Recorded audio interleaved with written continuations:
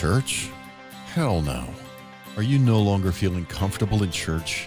This podcast is for individuals who are desperately missing God, but don't know how to find Him. Substance abuse, domestic violence, sex offenses, acrimonious divorce can contribute to discomfort in the church. For these individuals, church is just not an option anymore. Ordained minister Dennis Hall and his guests invite you to listen to this podcast for topics that are inspiring, uplifting, and will bring hope to those who just feel church is not relevant in their lives today. I'm Dr. Dennis Hall, and we're delighted that you're listening to our podcast today. There is just a lot going on this time of the year. You know, as I mentioned in our last podcast, in the Christian world, it's Easter season. And in Christian churches all around the world, there are activities being undertaken that's preparing their congregations for Easter, for the celebration of Easter. In just a few days, these churches will be celebrating Palm Sunday. Palm Sunday. Then in the secular world, especially here in America, sports fans are focusing on collegiate basketball, a time that is called March Madness. It's an appropriate name. You know, basketball conferences all across the country are holding their tournaments to determine their conference champions and which teams will be invited to play in the NCAA national tournament. Only 68 teams will be invited, and it's estimated that 35% of the adult population in the United States, which is almost 90 million people, will watch the NCAA national tournament. Now, for both of these activities, Palm Sunday and the NCAA basketball tournament, I'm reminded of a phrase that ABC Sports made famous: the thrill of victory and the agony of defeat. The thrill of victory and the agony of defeat. You know, during the year, millions of people will fill football stadiums and basketball coliseums and baseball parks. You know, and much has been written about what causes and motivates people to become exuberant spectators. You know, clearly sports has a unique power to elicit a wide range of emotions in people. You know, during an event, a sports event, fans are literally on an emotional roller coaster that can lead to highs of victory, including, you know, jubilation and elation and even tears of joy.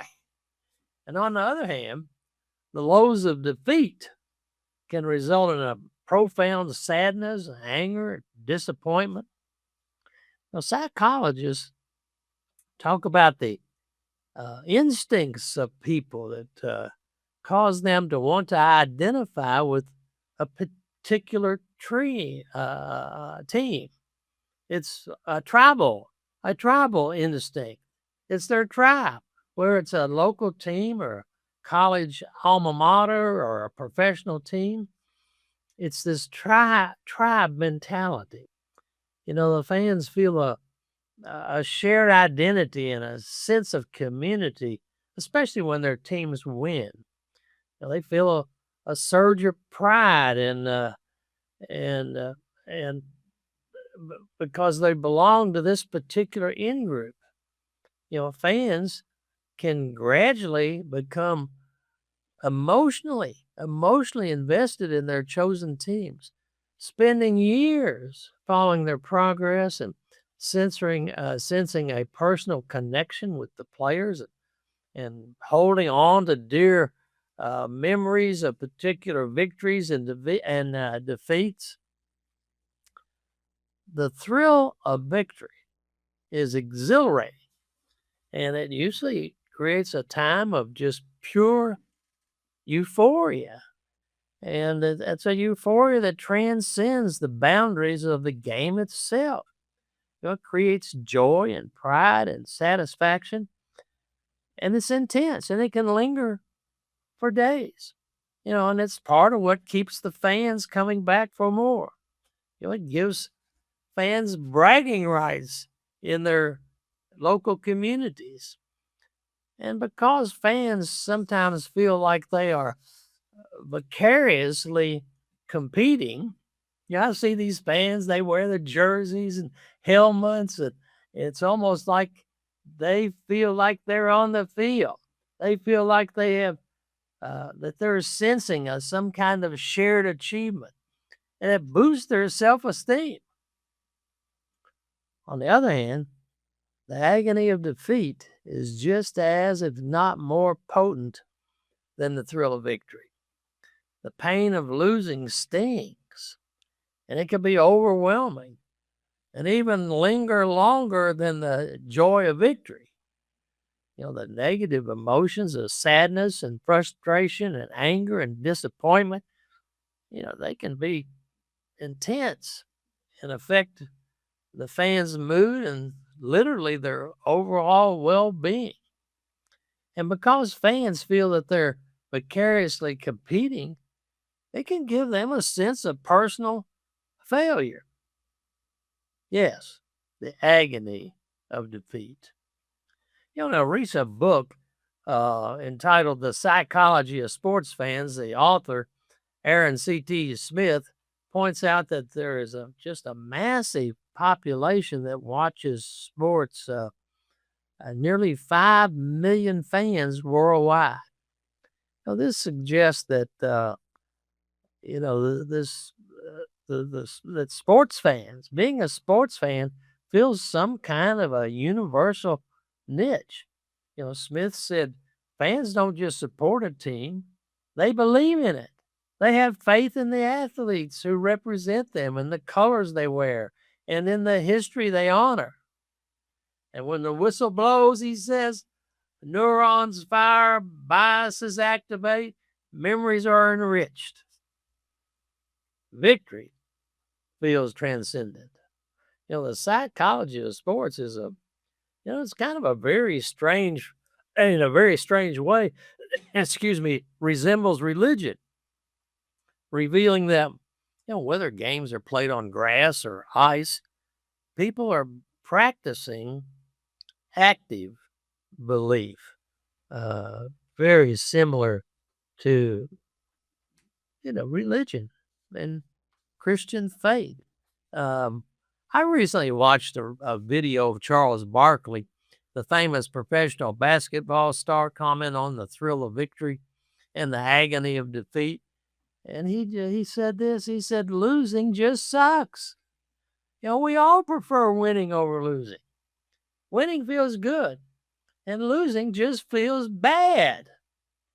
So, not unexpectedly, there's some professors at the Northern Illinois University, they attacked this question. Why does victory feel better than defeat? Why? Well, they point out that part of the answer is flowing through our bloodstreams. It's testosterone, the hormone associated with dominance and aggression in both men and women. They point out that it's testosterone levels that explain why some lawyers thrive in the competitive atmosphere of a courtroom and others prefer the quiet solitude of a patent desk. Testosterone is the hormone that makes you feel powerful and potent. And not unexpectedly, psychologists have determined that winners show significantly higher levels of testosterone than losers. Even in non-physical competition like chess tournaments, winners showed significant increases in testosterone levels. What the psychologists are proving is that this increasing testosterone, it appears to be part of the thrill of winning. And a drop in testosterone is part of the agony of defeat. You know, what these psychologists are proving is that there's a biological basis for our emotional responses to winning and losing. Now, a big part of what draws people to spectator sports is the uncertainty and the thrill of the unknown. The beauty of sports, it lies in this inherent unpredictability. The unexpected twists and turns, the nail-biting finishes, the upsets that defy all odds. We tune in because we don't know what's going to happen. These are the elements that keep us on the edge of our seats. And when I sit down and watch a sports event on television, somebody in my family will usually ask me who I'm cheering for. It seems like everyone feels that it's crucial to have a team that we want to win. Now, of course, when you do that, you're setting yourself up. You're setting yourself up for disappointment. The thrill of victory, it comes because there is uncertainty. If you cling to the expectation of constant victory in sports, it will eventually lead to frustration and emotional turmoil. At the beginning of this podcast, I pointed out that Christian churches around the world will be celebrating Palm Sunday in just a few days to prepare their congregations for Easter. Now, what happened on Palm Sunday, then just a few days later, is one of the most poignant displays of the thrill of victory and the agony of defeat. All four of the Gospels record Christ's triumphal entry into Jerusalem that takes place a week before his resurrection. I came across a great article by Kevin Skall that explains the thrill of victory that was occurring on what is now called Palm Sunday. Jesus began telling his disciples that he was going to Jerusalem to die even before the trip was undertaken. The book of Matthew records 3 separate times when Jesus told his closest followers of his plan to go to Jerusalem where he would be tried and crucified. The first time was when they were in the far north near Caesarea Philippi, Matthew 16:21 and 23. The second time was just after the transfiguration in Matthew 17:22 and 23. And then the third time was on the road as they traveled toward Jericho on their way to Jerusalem, Matthew 20:17 and 18. The timing of this journey was significant. Jesus had been healing, teaching, preaching, casting out demons, and performing miracles for the last 3 years. Jews from all over the world were making a pilgrimage trip to Jerusalem for Passover. And Jesus and his apostles were also traveling to Jerusalem for Passover. Jesus chose this timing on purpose. Estimates vary widely regarding the year-round population of Jerusalem. Scholars estimate that the population would have been around 100,000. But this was during the Passover pilgrimage, and the population would swell to nearly 3 million people.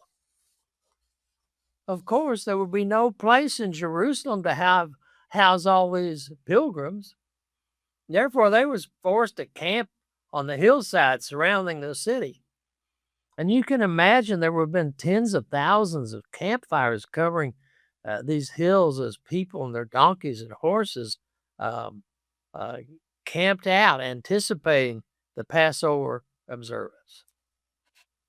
All the main roads to Jerusalem would have been packed with hundreds of thousands of people in this week before Passover. And Jesus and his disciples were traveling in this crowd. And this unbelievable crowd of people, nearly 3 million strong, would recognize Jesus' triumphal entry into Jerusalem. A tremendous witness for God. Now, there was an occasion when Billy Graham spoke to 1.5 million people, all present at one of his crusades in South Korea. That crowd, the crowd in Jerusalem, it would exceed that gathering. It provided an opportunity for this tremendous witness of Jesus' triumphal entry into Jerusalem, far exceeding what Billy Graham experienced in Korea. The last encampment before the final trek into Jerusalem was at Jericho. Sometimes people would stop and rest for a day or two before they made the final push. It'd be like, the final leg into Jerusalem was an 18-mile hike uphill, having to go 3,400 feet uphill. It'd be like hiking with a full pack and your family out of the Grand Canyon. And as Jesus and his the apostles camped at Jericho, people recognized Jesus and they crowded around him. His disciples would have to go into Jericho and get supplies. It was there that 2 blind men called out to Jesus to heal them. And according to Matthew 20, 29 through 33, he did. He healed them. And this miracle would have ignited the crowd. The crowd knew that Jesus was going to Jerusalem. And they were hoping that he was the Messiah and that something remarkable would happen. As Jesus climbed down from Jericho to Jerusalem, there must have been a large crowd that surrounded him. These pilgrims traveled in caravans for safety and comfort. And they would sing psalms to pass the time, building their excitement and keeping them encouraged on the grueling final hike. Pardon this comparison, but this is like a basketball game when in the last 5 minutes of the game, the crowd is beginning to anticipate the thrill of victory. That must have been what was happening around Jesus. And as the crowds crested the Mount of Olives, Herod's temple would have burst into full view. This was a sight that many of these pilgrims had longed to see. And many would be seeing it for the first time. Many, perhaps most in this crowd, had to believe that they were not just going to enter Jerusalem, but they were going to do so in the company of the promised Messiah. Wow. The way Matthew tells the story, Jesus intentionally made sure that his entry into Jerusalem would make a statement. Jesus had already been taking care of the details. And then he sends 2 disciples to bring him a particular donkey that is tied and waiting for him in a particular location. This isn't just chance or luck. No, Jesus had a plan. In Matthew 21:3, Jesus tells his disciples, if anyone says anything to you, just say this: the Lord needs them, and he will send them. We can only conclude that Jesus had made his travel plans ahead of time. And when the disciples returned with the donkey and the colt, they placed Jesus on the colt. And the crowd must have just burst into a frenzy because they knew this most significant messianic prophecy of Zechariah 9:9, which says, "Rejoice greatly, O daughter of Zion. Shout, O daughter of Jerusalem. Behold, your king is coming to you. He is just and having salvation, lowly and riding on a donkey, a colt, the foal of a donkey." Wow. Zechariah's prophecy, hundreds of years before this event. Historians and Bible scholars tell us that Jesus' procession wasn't the only one entering Jerusalem about this time. There was another procession on the opposite side of the city. Pontius Pilate, the governor of Judea, was entering from the west. It was standard practice for the Roman governor and his troops to come to Jerusalem for a major Jewish feast like the Passover. Not out of respect for religious practice of the Jews, but to be in Jerusalem in case there was trouble. In the ancient Near East, it was customary to cover in some way the path of someone thought worthy of the highest honor. The Old Testament reports that Jehu, the son of Jehoshaphat, was treated this way. So we have this contrast that's developing. Jesus rode a donkey into Jerusalem. Pontius Pilate rode a war horse, leading a cavalry brigade. Jesus' entry was a peasant procession. The other was an imperial march. Jesus came with followers. Pontius Pilate came with soldiers. Jesus came with cloaks and palm branches being thrown down. Pontius Pilate came with armed soldiers. Jesus' entry demonstrated political protest. Pontius Pilate's entry reflected political power. Jesus' followers were unarmed and nonviolent. Pontius Pilate came with an army ready for violence. Jesus came representing love and life. And while Pontius Pilate entered the city with Roman power. "Look, your king is coming to you, humble and mounted on a donkey and on a colt, the foal of a donkey." Matthew 21:5. Matthew's quoting from the prophecy of Zechariah to make sure we understand what kind of king Jesus is. The prophecy goes on to describe King Jesus as commanding peace to nations. There will be no more chariots, war horses, or battles. Zechariah 9:10. He's the king of peace, and he stood in sharp contrast to the pride, arrogance, power, oppression, and the glory and the violence of the empire that ruled the world at that time. But the crowd sensed that the thrill of victory was at hand. Jesus was purposely choosing to fulfill the prophecy of Zechariah and claim himself as the fulfillment as he entered Jerusalem. This was it. This was it, the crowd felt. The crowds thought, this is the Messiah claiming his throne. Jesus was declaring himself to be the Messiah as he entered the city and the temple. Well, Kevin Schall, in his article, points out that the crowds, they created throngs of people just ahead of and behind Jesus.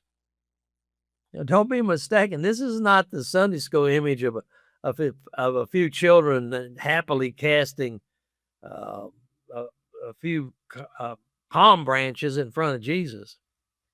The crowd would have easily numbered in the tens of thousands. It was bustling, pushing, running, casting down palm branches, shouting, cheering, and singing. It would have rivaled the energy of a World Cup soccer match. The crowd probably broke out singing a song of praise like Psalms 118. Can you imagine a crowd of thousands bursting into a single song? This song, Psalm 118, is clearly a messianic psalm that contains the word Hosanna, which means save us. It's right there in Psalm 118. This exuberant crowd was sensing the thrill of victory was in their hands. But just as in a sporting event, there were opponents standing in the way of this victory. These were the religious leaders, the priests and government officials in Jerusalem. As they looked at this massive crowd descending from the Mount of Olives, shouting messianic prophecies and following this unassuming man humbly riding on the colt of a donkey, they reacted in a much different way. Matthew says they were shaken with fear. Matthew 21:10. They wanted to know who this man was that commanded so much attention and was so adored by the crowds, and the answer terrified them. The crowd said that he was the prophet from Nazareth. Calling Jesus the prophet was a reference to the messianic prophecy in Deuteronomy 18:15, which says that Moses would arise and be heard by the people. A new Moses would arise and be heard by the people. This group of Jews in Jerusalem, they had a problem. They had allied with the Romans, and they enjoyed their prosperity and sense of peace. They didn't want to be saved. They enjoyed their lives, influence, power, and wealth. And they had no confidence in this Galilean prophet to deliver them from the powerful Romans. They knew that even if Jesus was surrounded by tens of thousands of followers, there'd be no match against the power of the Roman army. To them, this appearance of Jesus was a threat to their enjoyable status quo. This is the group of people that conspired to send Jesus to his death in the coming week. This is the group of people who stood before Pilate and shouted, "Crucify him, crucify him." This is the group of people that mocked him as he hung between heaven and earth as the eternal sacrifice for sin. Oh, they preferred their comfortable lives over the soul-saving work of the promised one. In 1 week, the apostles and disciples of Jesus had the thrill of victory snatched from them. Many of the people who lined up for the parade, cheering Jesus on, would themselves turn against Jesus by the end of the week. We all know that human nature is fickle and it's often self-serving. It's pretty clear that many of those that lined the parade route were hoping that Jesus would usher in military might. The warrior king that Israel had hoped for and expected ever since King David. They wanted a king who would come in and overthrow the hated Roman military and government. They hoped Jesus would stir up sentiment and create an army to restore Jewish power and control. Before the end of the week, Jesus would be betrayed by one of his disciples, Judas Iscariot, just as he had predicted. He'd be arrested. Peter would deny even knowing him.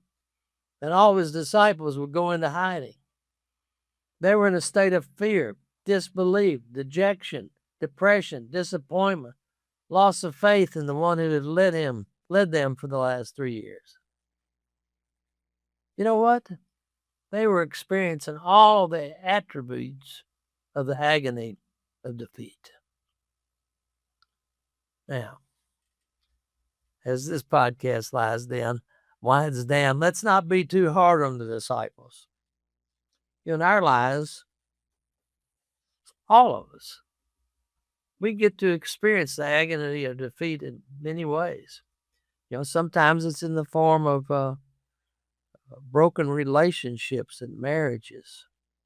Sometimes it's in the form of addictions to substances, drugs, alcohol, gambling, and pornography, as well as many other times.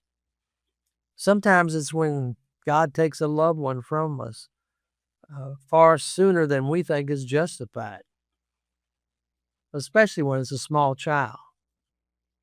Sometimes it's disappointments in our occupation or workplace when we're denied opportunities.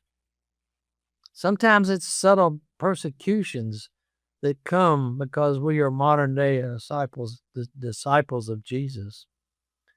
Sometimes it's a debilitating illness or a terminal diagnosis.